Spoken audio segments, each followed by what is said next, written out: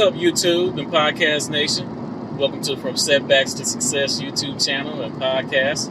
I'm your host, Quincy Benton. And guess what? I'm a felon. Not only have I served time in federal prison, but I've been divorced, declared a bankruptcy, I've experienced a house fire. I've actually, in addition to that, have a daughter that is incarcerated as well right now. So I've experienced some major setbacks in my life.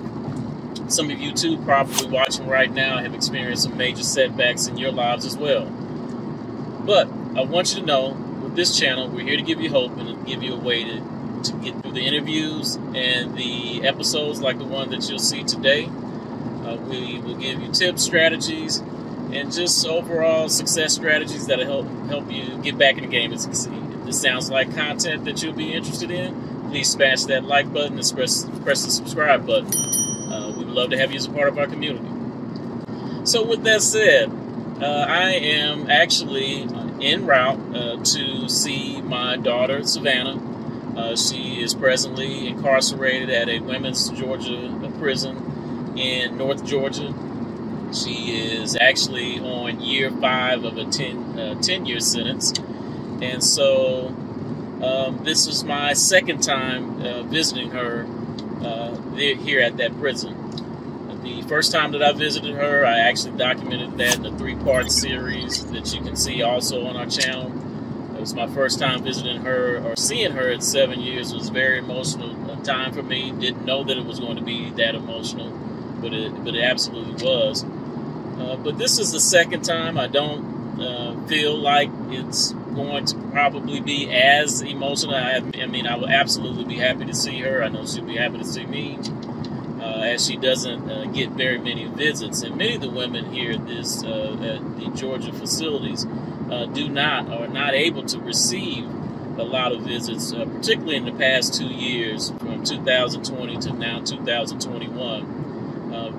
Because of the COVID protocols. For most women, they're only able to see someone one time per month for a 2-hour visit.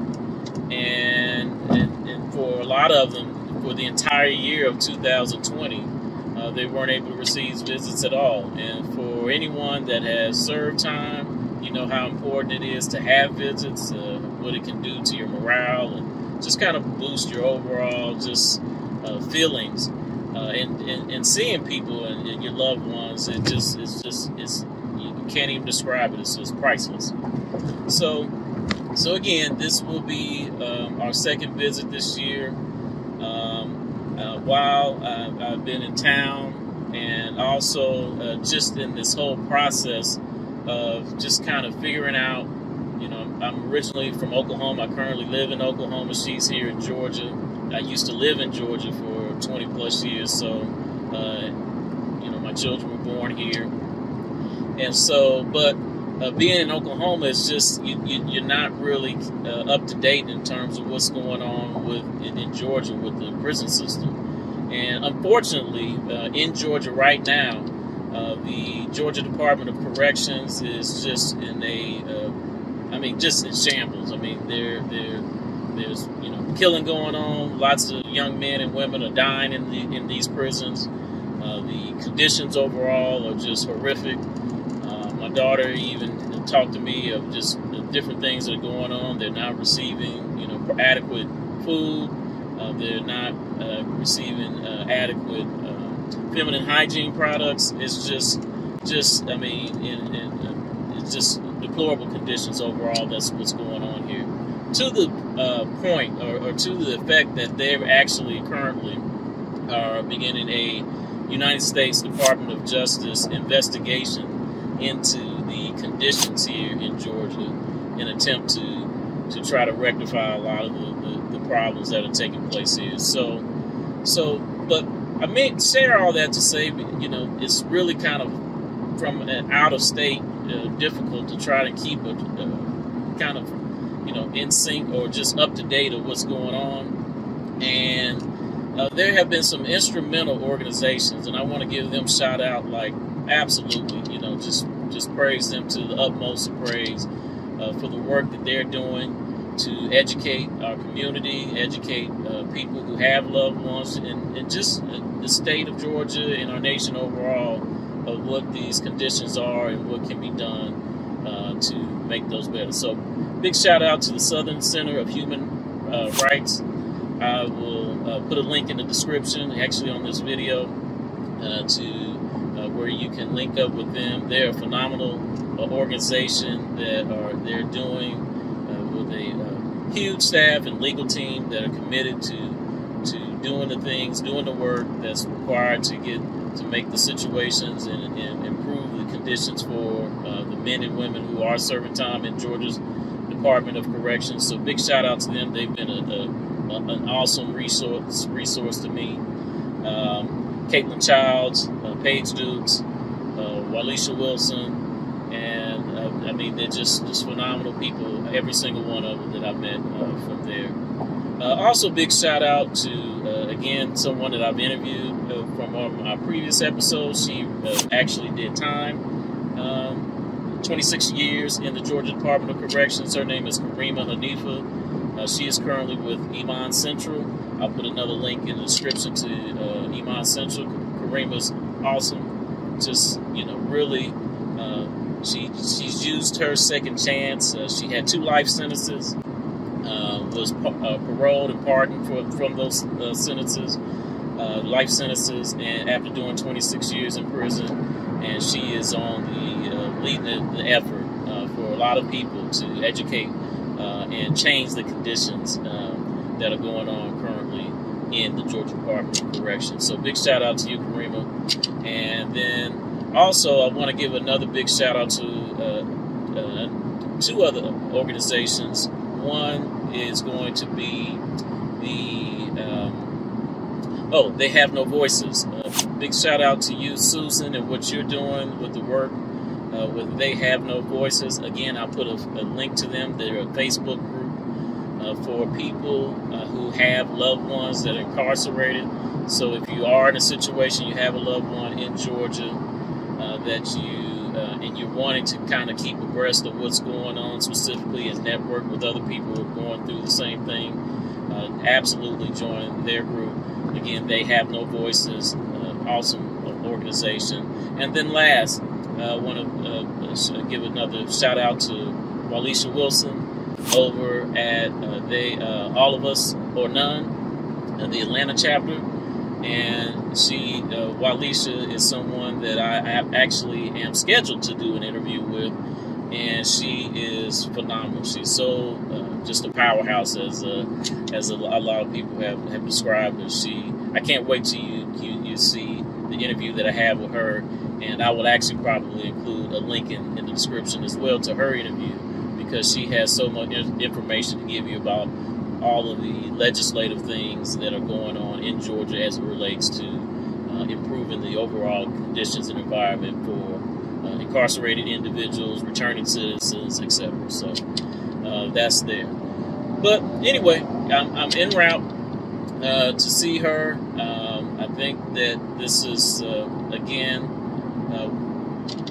going to be another awesome visit. Hopefully there's everything goes smooth. I will kind of give you a kind of follow-up after I come out, similar to the one that I did before. And again, I hope that I'm not just a emotional wreck that I was last time. But you never know. Like I said, I didn't see it coming on the last one. So, but again, I do feel like it might be a little different this time. Other than that, again, for all of you that are watching, that you are locked into this channel, I thank you. I really do appreciate this. I want to hear from you. I want to connect with you if you are going through these types of setbacks. Again, being formerly incarcerated, having incarcerated loved ones. Again, shout out to me right there in the comments and description, and I am more than happy to link up with you to figure out, what we can do to help you get through, this process and see the other side of this thing and experience success once again. So, that's the goal, that's the mission. Again, I'll check back in after this episode, but until then, Don't let your setbacks keep you from your success, and I look forward to seeing you on the other side. Peace. So, welcome back. Just finished the visit with Savannah today. This is my second visit to the women's facility that she's located in, the Georgia Department of Corrections. And as you know, before I had on that first visit, man, I mean, I was blown away with emotions. I had never had or experienced the kind of emotions that I experienced that day, and I don't think ever. I mean, it was just really just the kind of outflow or outpouring that I did not anticipate. And again, I do have, and we'll put a link to that particular video right here in the description, also in the video as well, if you wanted to check out that version. And really, you know, this is just not about me. I am sharing my story, you know, being transparent about what I'm going through as a father of a loved one who is incarcerated. So many, their incarceration and this issue with mass incarceration not only affects the people who are incarcerated, but their families as well. Like today, at today's visit, it was a room packed full of people who were visiting their loved ones. Some who had recognized me actually from my last visit, as far as just how emotional I had become, and remembered that, and just once again reassured me that they understood. You know, they truly understand what that's about. I mean, to the point where this particular woman who said that she recognized me said that she was actually crying before the visit. So it is very, you know, there's a lot of emotions tied to this. You know, you're always happy to see them and know that they're still alive and are working through this process. Hopefully, in most cases, you know, there will be a release from prison for them. But you also experience that pain of knowing that they are in a place and living in conditions that you would not want for your child or niece or nephew or, you know, anyone that you truly love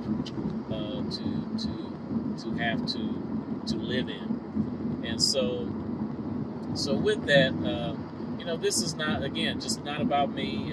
This is what people like me, parents, uncles, aunts, grandparents, these are the types of things, cousins, that we go through when we have these visits.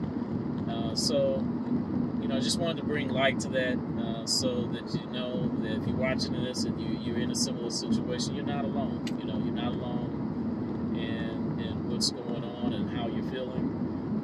It is natural. There's nothing to be ashamed of or feel guilty about in any kind of way. And you know, this is just part of the journey that we have and that we're on. I know from her perspective, she got emotional towards the end.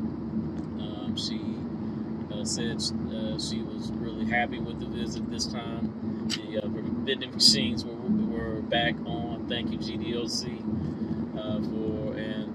for making that happen, because as small as that seems to be, this is huge. You know, to be able to even, you know, have other types of food than what you normally have, it really just makes the experience that much more meaningful.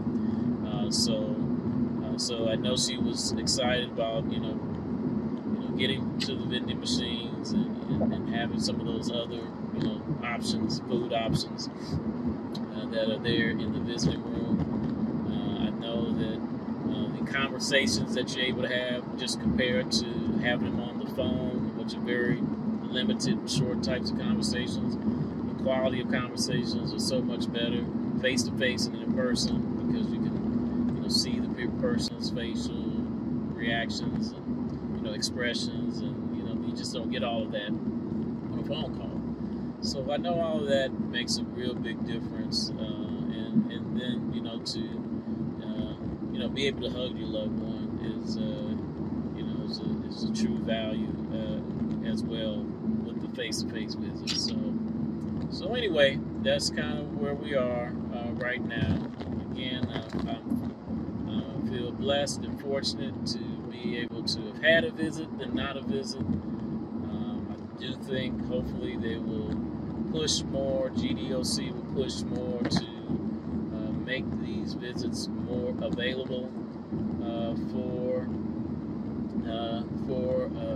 loved ones, because there's still restrictions in terms of the amount of time. I know today was just a 2-hour visit, and there's a lot of times that just doesn't seem like enough, particularly in a case like mine when you're coming from out of state. I mean, you know, one visit for 2 hours is just, you know, again, I'll take it than not have anything at all, but this can be, you know, it's just something to think about, and hopefully extra considerations. I did ask the person at the facility who worked there if it would be possible, since I'm in town from out of state, if I could come, you know, the next day, and unfortunately that request was denied, and the basis for that denial, from what I could understand from how she was explaining, was due to they have, again, under COVID, their limited numbers that they're allowing in the visiting rooms at this time. So anyway, you know, that part of it kind of sucks, but, you know, again, it's just, you know, this is what it's like on this side. So yeah, so that's what we got going on for now. I just wanted to kind of, you know, again, be transparent, show you, kind of pull back the curtain, and just continue to bring you on this journey of what it really truly takes to, you know, kind of restore and rebuild your life after setbacks such as incarceration, divorce, house fires, job losses, foreclosures, so many to name, you know, loss of a loved one, so many things that we, you know, the people go through in life, and you know, it's interesting, you know, conversations that I'm having now with people, that if you live long enough, you know, it's just it's impossible, it seems to be, that you could live a full life without having or experiencing some level of major setback. So, you know, it's not if you're going to have one, it's when, and what is it going to be, and how are you going to respond to it? You know, are you going to let it, you know, allow it to, you know, bring you all the way to your knees? You're going to allow it to, you know, compromise all of your morals, values, integrity? Are you going to allow it to, you know, change who you are and make you do different things? You know, are you going to allow it to, you know, create the types of thoughts that will force you to make decisions, such as the one that I made, in terms of, you know, being involved in bank robbery? Are you going to allow it to make the type of decision in your life where it'll force you to allow demonic forces, or just you know, the type of thoughts that will enter in your mind that will make you want to end it all yourself? You know, are you going to allow these types of setbacks to make you want to, you know, end someone else's life, you know, out of, you know, a sense of hatred or despair, or you just don't give a F about anything or anyone? So, you know, these are all things that we kind of have to talk about, think about, you know, and try to respond to. You know, my goal is through this type of content, this channel, is that you can know, again, that these are things that you will possibly face in life, but you can get through these things. You can get through them in a dignified and triumphant way, and you can once again experience success, happiness, joy, peace, wealth. You can experience these things once again in your life. So that's kind of what I wanted to drop into today. Again, I appreciate you all for locking in with me, and want to hear your comments as always. Tell me your experiences with your loved ones that you have that are incarcerated, and again, let's keep building together and making this comeback for real. Until next time, God bless you, and peace.